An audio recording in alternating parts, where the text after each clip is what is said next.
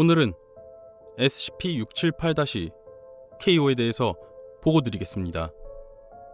SCP-678-KO의 격리 등급은 유클리드입니다.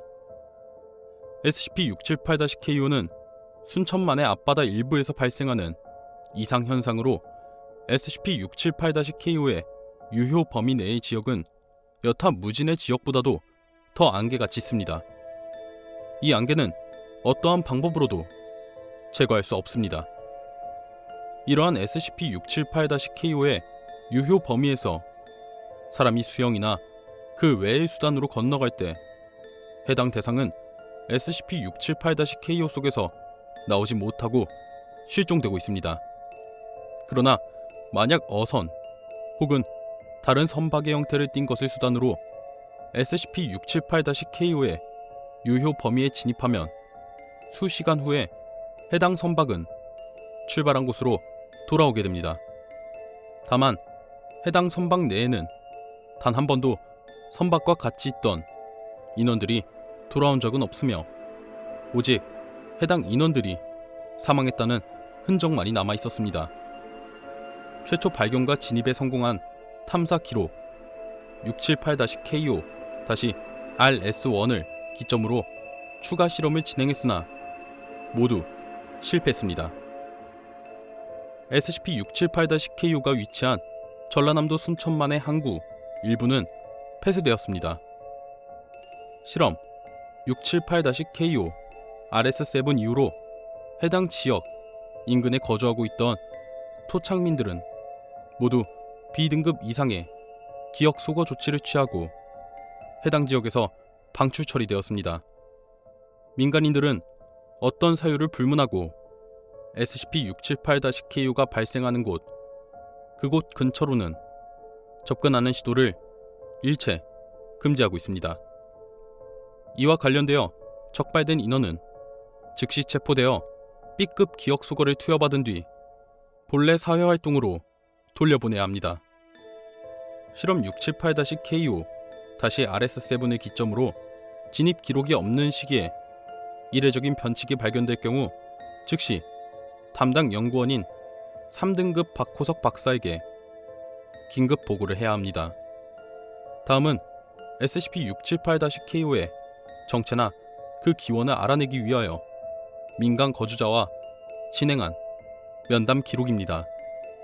면담을 진행한 후 그는 기억 소거 처리가 되었습니다. 기록의 시작. 그래서 순천만 앞바다의 안개에 대해서 아시는 게 있다는 말씀이죠? 그럼 당연히 알고 말고 내 동생이 의식돼 보내줬는데 모를 수가 없지. 아신다는 말씀이죠? 그럼 질문 좀 하겠습니다. 그게 뭔지에 대해서 아십니까? 하나 확실한 건 거기로 들어간 사람은 다시는 안 돌아와. 그것뿐이야. 그럼 그 안에 뭐가 있고 그 안에 들어간 사람들은 어떻게 되었고 저건 언제부터 생긴 거고 그런 것들을 다 모른다는 소리입니까? 미안하지만 그렇다네. 저 안에 들어가서 살아나온 사람이 없으니 안에 뭐가 있는지도 모르고 아마 저기 들어간 사람들은 다 죽었을 거야. 그렇게 확신하는 이유가 뭡니까? 내 말을 좀 들어보게. 어부들은 멍청했지. 굳이 이런 곳에서 물고기를 낚으려고 하다니. 어부들은 자신의 배를 타고 저 안개 속으로 사라졌지. 그리곤 다시 돌아오지 않았어. 오직 배만 돌아왔지. 배 안에는 아무것도 없었어. 혹시 저것의 기원에 대해서 아시나요? 미안하지만 해신의 기원에 대해서는 잘 모른다네. 나도 들은 얘기들을 짜집어서 자네에게 들려주고 있는 거야. 그렇지만 하나 확실한 건 해신은 수백 년 동안 이곳에 존재했다는 거야. 수많은 사람들을 집어삼켰겠지. 그럼 더 질문이 하나 남았습니다. 방금 동생이 의식돼 보내줬다고 하셨는데 그 의식이 뭡니까? 아, 별거 아닐세. 조금만 자세히 설명 부탁드립니다. 그러니까 간단히 얘기하면 인신공양이야. 물론 현대에서는 아마 더 이상 하지 않겠지만 1900년대까지만 해도 멀쩡하게 진행됐어. 대략 갓난아기를 바구니에 담고 안개 속으로 밀려 보내는 거지. 다른 사람들은 못 본 것 같지만, 아니, 봐도 신경 쓰지 않겠지만 대부분 안개 속으로 완전히 사라지기 전에 바닷물 속에 가라앉고 말지.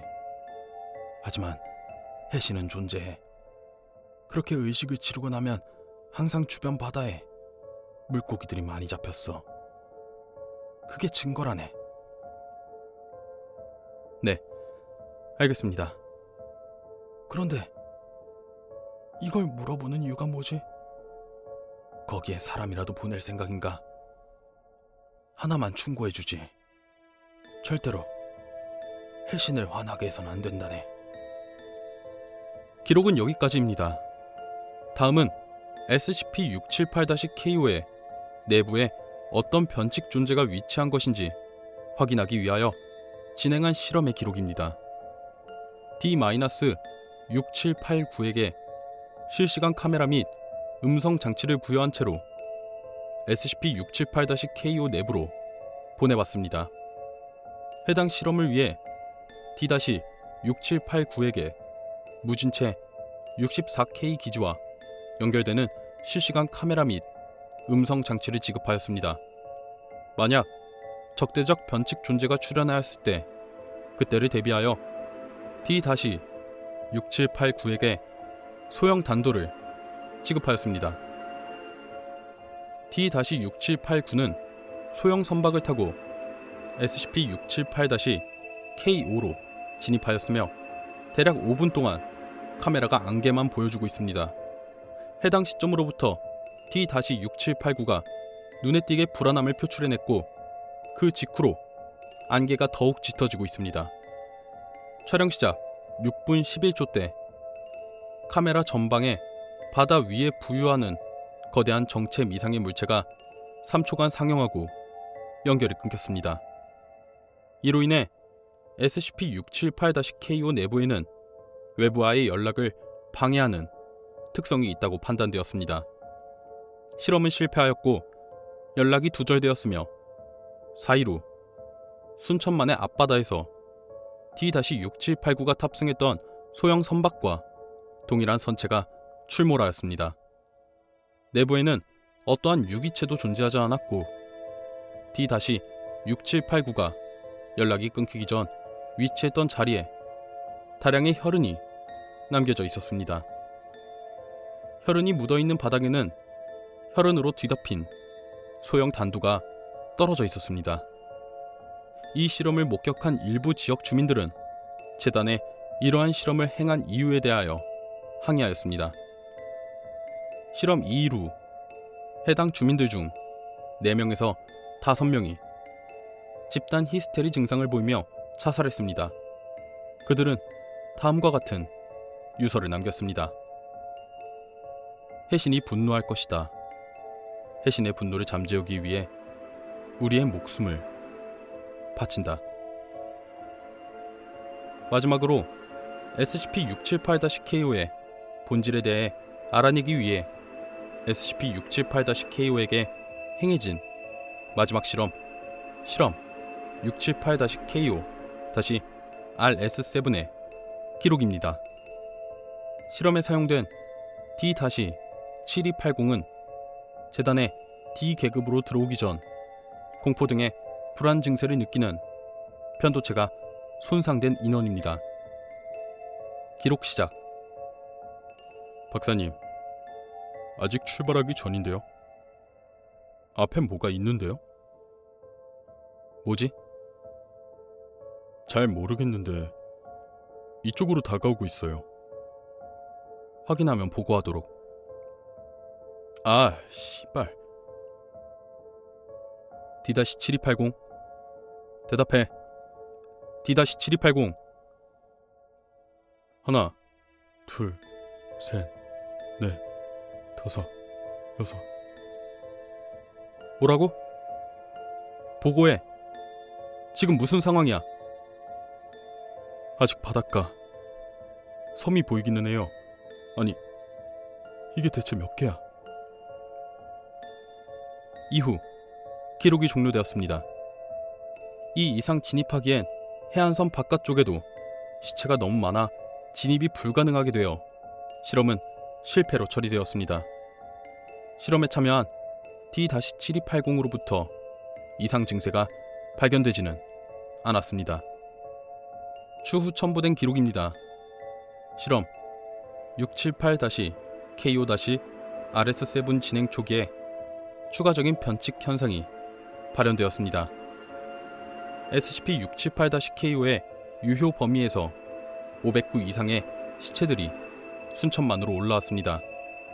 분석 결과 재단과 관련된 인원이 포함되어 있었으며 그 외에도 사망한 지 500명가량이 넘은 백골들도 발견되었습니다.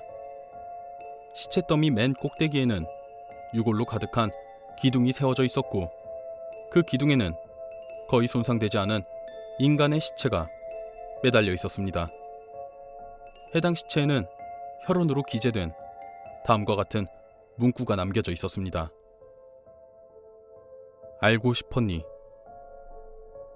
실험 후 SCP-678-KU가 위치했던 순천만의 안개가 한 달 동안 소멸되었습니다.